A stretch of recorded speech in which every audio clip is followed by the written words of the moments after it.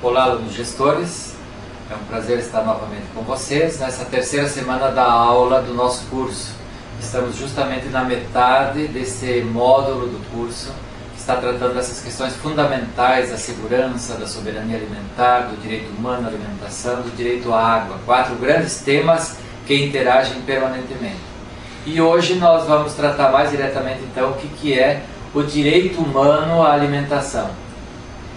Se nós olhamos um pouquinho na história, essa discussão sobre o direito humano à alimentação, ela começa a pegar um aspecto legal e institucional a partir da Declaração Universal dos Direitos Humanos, que foi promulgada lá em 1948.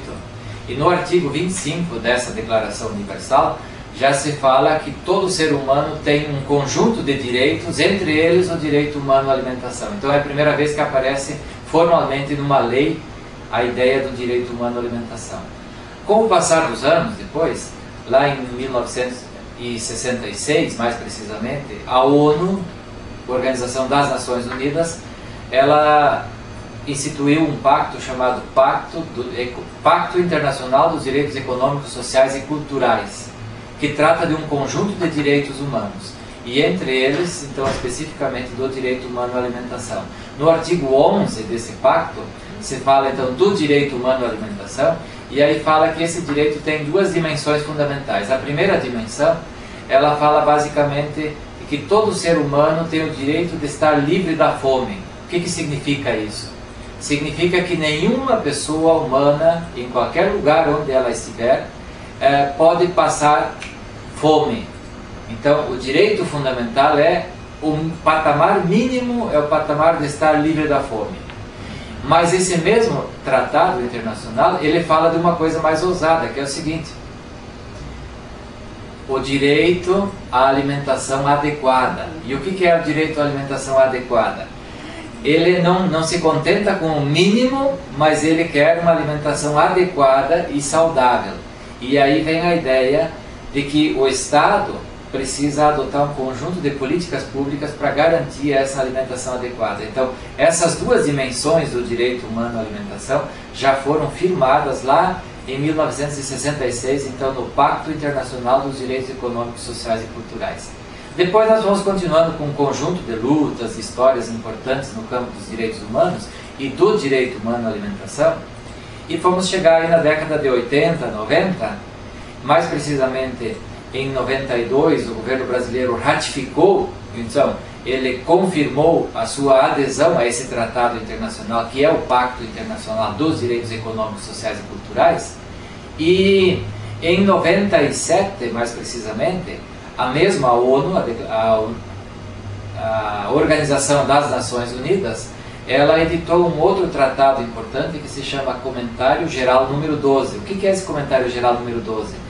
Ele trata aquilo que a gente poderia assim chamar do detalhamento, né? Um conjunto de elementos que vão detalhar especificamente o que é o direito humano à alimentação e como ele deve ser implantado em cada lugar, em cada estado, em cada país. Então esse, eu diria assim, é o documento fundamental para qualquer organização, para qualquer grupo, para qualquer liderança, vocês que estão trabalhando no campo aí da soberania e da segurança alimentar. É fundamental vocês conhecerem esse documento chamado Comentário Geral número 12. Ele diz que o direito humano à alimentação é o direito ao acesso aos alimentos para homens, mulheres, jovens e crianças. E esse acesso precisa ser tanto acesso físico, ou seja, não ter fronteiras, quanto acesso econômico. E quando se fala em acesso econômico, as pessoas aí precisam ter condições de renda para comprar o alimento, ou então elas precisam ter terra ou condições de terra para produzir o seu alimento, porque o princípio desse direito é assim, que cada pessoa, cada cidadão, cada sujeito de direitos possa produzir as condições da sua existência. Então essa é a noção fundamental do direito humano, é o acesso livre, físico e econômico, as condições para garantir o bem viver. E aí, ainda no âmbito internacional, em 2005, nós tivemos um outro documento importante chamado Diretrizes Voluntárias para a Implementação do Direito Humano à Alimentação Adequada no contexto da segurança alimentar. Isso significa o quê? A FAO, que é a Organização das Nações Unidas para a Alimentação e Agricultura, ela diz o seguinte: vamos estabelecer um conjunto de diretrizes para os países implementarem o direito humano em todos os níveis. Então, essas diretrizes são uma espécie de orientação para os estados implementarem políticas públicas. A pergunta é: como no semiárido estão sendo implantadas políticas públicas com base nessas diretrizes? Então, isso em âmbito internacional. Se nós olhamos no Brasil, nós temos duas leis importantes que garantem o direito humano à alimentação e à soberania alimentar. A primeira lei importante é a lei chamada Lei Orgânica de Segurança Alimentar e Nutricional de 2006. Já no artigo 2º ela fala claramente da noção do direito humano à alimentação, e no artigo 4º ela fala da soberania alimentar. Então ela incorporou aquelas leis internacionais numa lei nacional e visando garantir tanto soberania quanto direito humano à alimentação. Então, portanto, a partir daí nós temos a alimentação como um direito de todos os povos no Brasil e de cada povo de modo particular.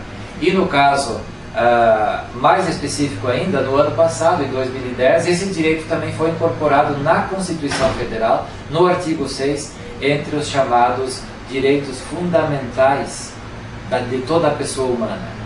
Direitos fundamentais são saúde, alimentação, educação, moradia, e aí vem a alimentação entre esses direitos fundamentais. Portanto, então as pessoas, do ponto de vista da legislação, têm um conjunto de legislação que garante esse direito. E ao mesmo tempo, do ponto de vista da obrigação, o Estado tem essa obrigação de garantir os direitos, de proteger esses direitos e de promover ações e políticas públicas para que toda a população possa ter o direito humano à alimentação e a soberania alimentar garantida. Então, por parte da população, o que é importante nós termos claro? Em primeiro lugar, o seguinte, que cada pessoa tem que se entender como sujeito de direitos. E isso nós, lideranças, precisamos ajudar essas pessoas a compreender que hoje o direito, então, está garantido na lei, mas é preciso também que no corpo, nas pessoas, nas regiões, nos nossos territórios, nós tenhamos essa noção de que nós nos constituímos sujeitos de direitos. E os direitos não são dados, a gente conquista os direitos. Portanto, falando do semiárido, por exemplo, um conjunto de direitos que vocês já conquistaram, e entre eles está o direito à alimentação, ainda requer que outros direitos sejam também contemplados e conquistados. Então, eu diria assim, é um caminho, é um processo, não é uma conquista por inteira, mas os direitos são conquistas graduais.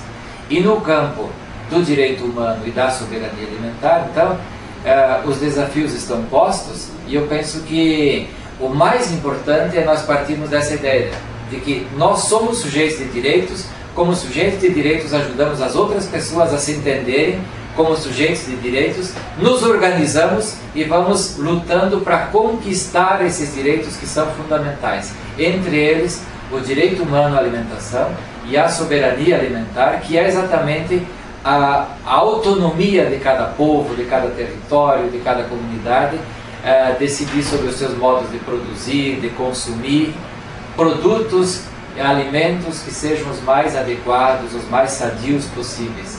E agora que estamos em pleno tempo das conferências de segurança alimentar e nutricional, trabalhar a noção de soberania alimentar, de direito humano à alimentação, então requer essa ideia fundamental de que nós, sujeitos de direitos, nos colocamos em movimento para garantir os direitos que já temos, mas mais e mais ir ampliando os direitos, não só nossos, mas de todas as comunidades, de todos os povos no Brasil. Obrigado.